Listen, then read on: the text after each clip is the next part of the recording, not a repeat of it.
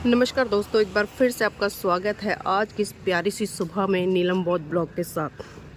और साथियों, ये उगता हुआ सूरज आप देख रहे हैं नेपाल की धरती लुम्बिनी से।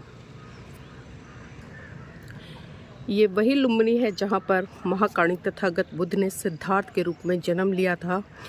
और साथियों, मैं आपको बता दूँ, अभी सुबह के 7:15 बजे हैं और आप देख पा रहे होंगे काफ़ी कोहरा है यहाँ पर।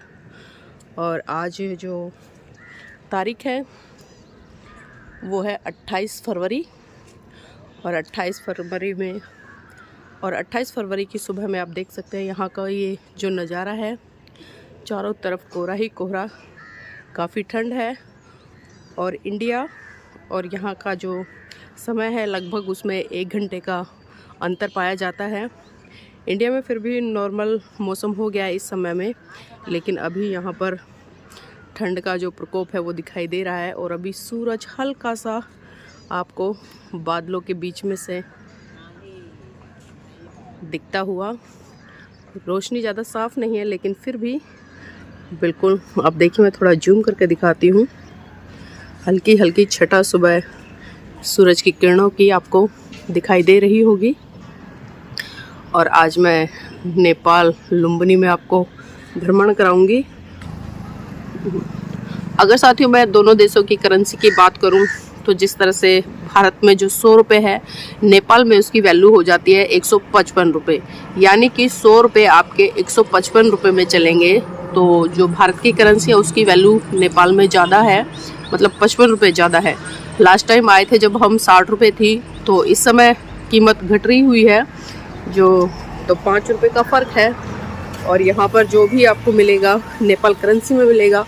और इंडियन रुपीज़ भी यहाँ पर चलते हैं, लेकिन इंडियन रुपीज़ में क्या होता है, हम कई बार थोड़ा चूक कर जाते हैं, क्योंकि जब हम पैसे देते हैं तो अपने भारत की जो करेंसी है उसके हिसाब से ही देते हैं, जिससे कि क्या होता है, जो नेपाल के लोग हैं उनको बेनिफिट हो जाता है और हम भूल जाते हैं।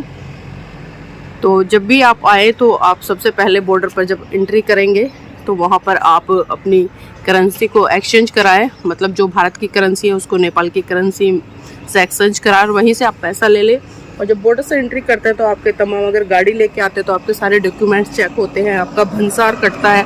और पर डे के हिसाब से अभी का जो रेट चल रहा है, वो हमने 2 दिन का भंसार कटवाया तो हमारा 1200 रुपये लगा है, यानी कि 600 रुपये पर डे आपको यहाँ का जो भंसार है वो देना पड़ेगा 1 दिन का, गाड़ी से आएंगे तो।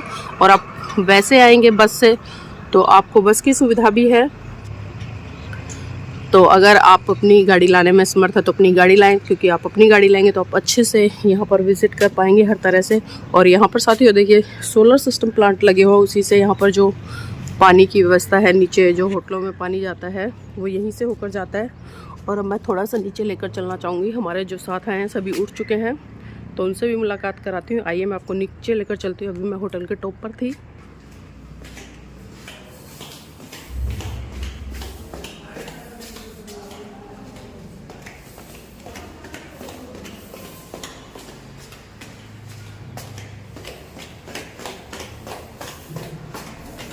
हमारा रूम 2nd फ्लोर पे है, रूम नंबर 202। आप देख सकते हैं, ये देखिए हमारी माता श्री सुबह सुबह एक्सरसाइज कर रही हैं, क्योंकि पानी गर्म नहीं हुआ है। माता जी कैसा लग रहा है? अच्छा लग रहा है। कहाँ पर हो?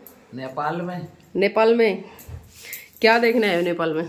लुम्बिनी वन, रोहिणी नदी, रोहिणी नदी और कपिलवस्तु, और मुझे पता नहीं है भाई।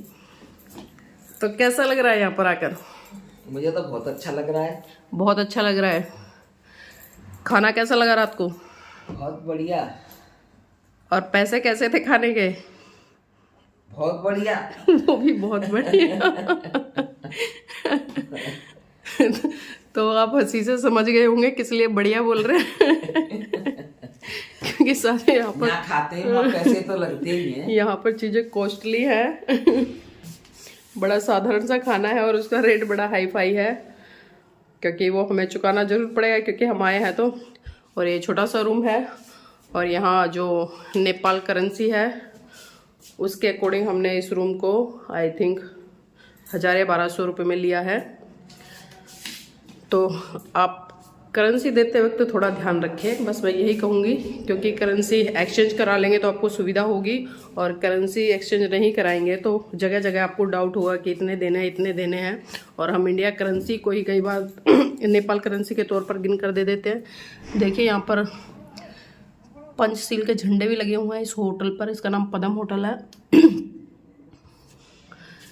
और एक चीज़ और है साथियों, यहाँ पर जो मैंने देखी है पिछली बार भी इस बार भी, यहाँ पर जितने भी तमाम होटल्स हैं, और या मैं ये कहूँगी कि जो दुकानें हैं, सब पे भगवान बुद्ध की बहुत बड़ी बड़ी फ़ोटो लगी हुई हैं, तस्वीरें लगी हुई हैं, मूर्तियाँ लगी हुई हैं उनमें, और पंचशील के झंडे लगे हुए हैं। लेकिन विचारधारा की बात करो तो विचारधारा से वो लोग हिंदुज़म को फॉलो करते हैं, लेकिन आपको पता है कि बुद्ध के कारण यहाँ पर जो इंटरनेशनल लोग हैं वो भी आते हैं, और इंटरनेशनल तो खैर हम भी हैं क्योंकि हम भारत से आए हैं, नेपाल में आए हैं, दूसरे देश में आए हैं, लेकिन फिर भी महाकारुणिक तथागत बुद्ध का जो जीवन काल है वो यहाँ पर बीता है, तो इसलिए इस स्थान की महत्वता बहुत ज़्यादा बढ़ जाती है, और टूरिस्ट लोग यहाँ पर ज़्यादा से ज़्यादा संख्या में आते हैं। और उसी का कारण है क्योंकि भारत को बुद्ध के कारण पूरे विश्व में जाना जाता है, तो इसीलिए लोग यहाँ पर भगवान बुद्ध की जो तस्वीर हैं, या मैं कहूँ मूर्ति हैं, या पंचशील के जो ध्वज हैं, वो आपको हर होटल हर दुकान पे मिल जाएंगे। यहाँ तक कि आप जैसे ही नेपाल में एंट्री करेंगे किसी भी बॉर्डर से, आपको हर बॉर्डर पे भगवान बुद्ध की जो प्रतिमा है वो दिखाई देगी। और साथ साथ में अगर आप सुनौली बॉर्डर से आएंगे तो सुनौली बॉर्डर में जैसे ही लुम्बिनी तक का पूरा रास्ता आप तय करेंगे, कम से कम आई थिंक 30-35 किलोमीटर का है, या मुझे आइडिया नहीं है क्योंकि लास्ट टाइम उससे आए थे, लेकिन फिर भी मैं मोटा मोटा बता रही हूँ। तो आप जैसे ही एंट्री करेंगे वहाँ से लेकर लुम्बिनी तक आपको जो रोड है, रोड के बीचों बीच मतलब एक के बाद एक आपको भगवान बुद्ध की जो मूर्तियाँ हैं वो दिखाई देंगी, और आपको अंदर एंट्री करते ही पता चल जाएगा कि जो लुम्बिनी है वो किस लिए जाना जाता है। और भारत के लोग, या मैं कहूँगी कि पूरे विश्व के लोग लुम्बिनी आते हैं। तो साथ ही इस ब्लॉग को आप लाइक कीजिएगा, शेयर कीजिएगा, और सुबह सुबह का ये सूरज, इसकी खूबसूरती, इसकी जो किरणें भी धीमी धीमी है क्योंकि कोहरा काफ़ी है मैंने बताया। तो साथियों आपसे विदा लूँगी, और आप इस ब्लॉग को लाइक करें, शेयर करें, और कमेंट के माध्यम से बताएं कि आपको ये ब्लॉग कैसा लगा।